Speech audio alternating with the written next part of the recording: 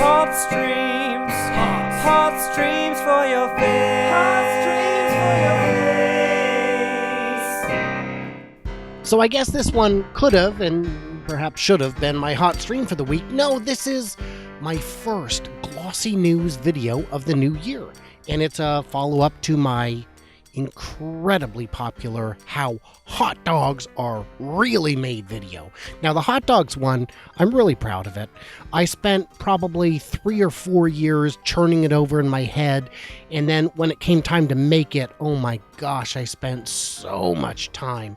And I learned an incredible amount about editing for video and all that, and some other lessons along the way, like record your own sound so you can tweak it later. Anyway, I learned so much, and then I did chicken nuggets, and then I did a bunch of others, but the hot dogs and the chicken nuggets are really where it's at. The hot dogs one is still getting like 1,000 views a day sometimes. A couple weeks ago, it was getting around 4,000 to 7,000 views a day.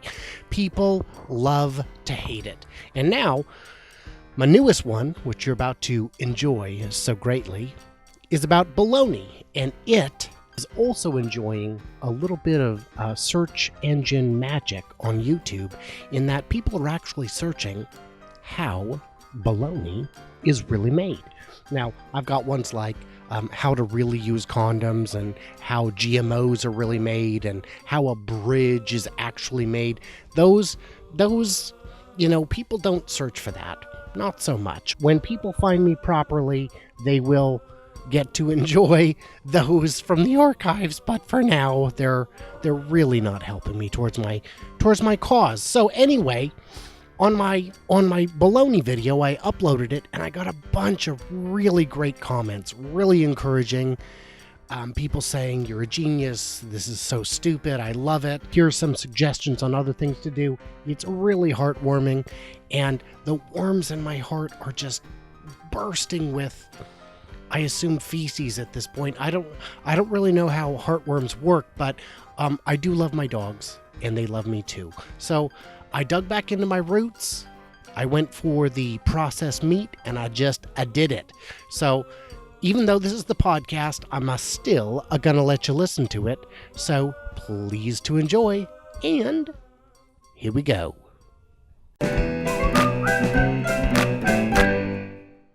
What's bologna? The meat. Bologna is one of America's favorite foods, but how they make it just might make your mouth get all damp and watery. First things they do is cleave the prime cuts from the remainders, leaving only the sinewy-est bits for the beef batter transformation. When it comes to free-range orgasmic bologna, most animals involved volunteer to be part of this tasty treat.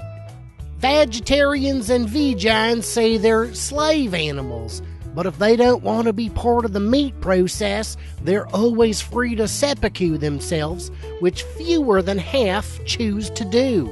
They go through a cleaning process where they are humanely vivisected into bite-sized chunks known as quality control nuggets prior to moving to the meat massager, which helps their muscles relax.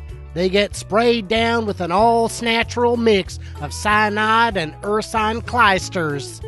They head to the shreddery, where their assorted bits and fragments are cleft cleanly from the bones, with tendons being mulched into a fine paste. The filler. Filling contents are trucked in on vehicles, referred to in America as trucks, but in England they call them rubbers.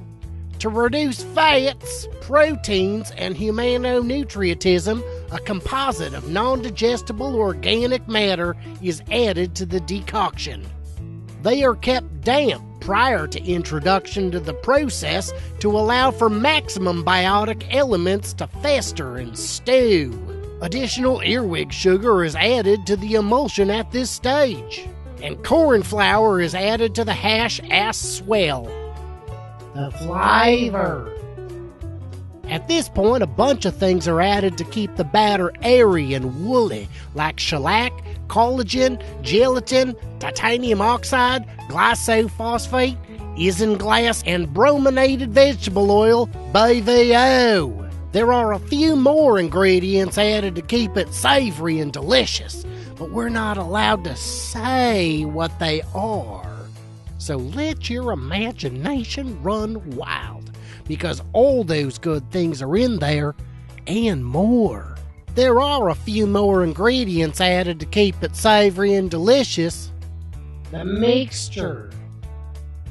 Once the meat slurry spurts out all over the flesh bin, it's beaten and dispersed into a fine foamy particulate from which it's sucked up into the Tube Staker 9000 along the way to its penultimate destination. This man oversees all sorts of hot salty beef loads, but he tells his wife he's at a conference in sunny Irvine, California, as not to raise suspicion.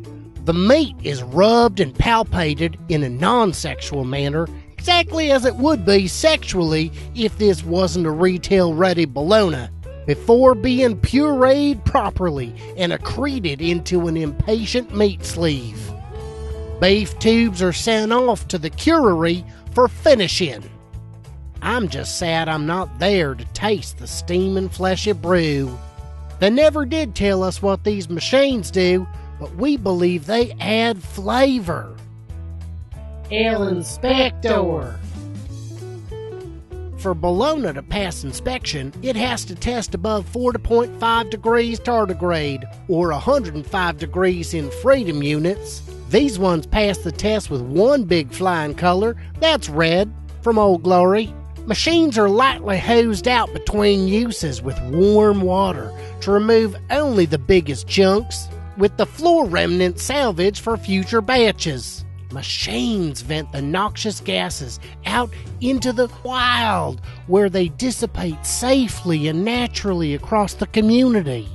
The health inspector knows not to come onto the property, as a line of salt around the perimeter legally prevents him.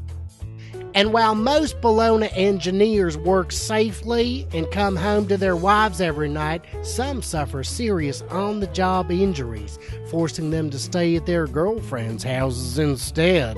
That's just the price they pay to bring you the tastiest, most affordable meat this side of the flaming Cuyahoga River.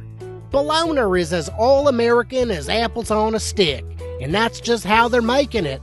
It's both scientifical and fascination.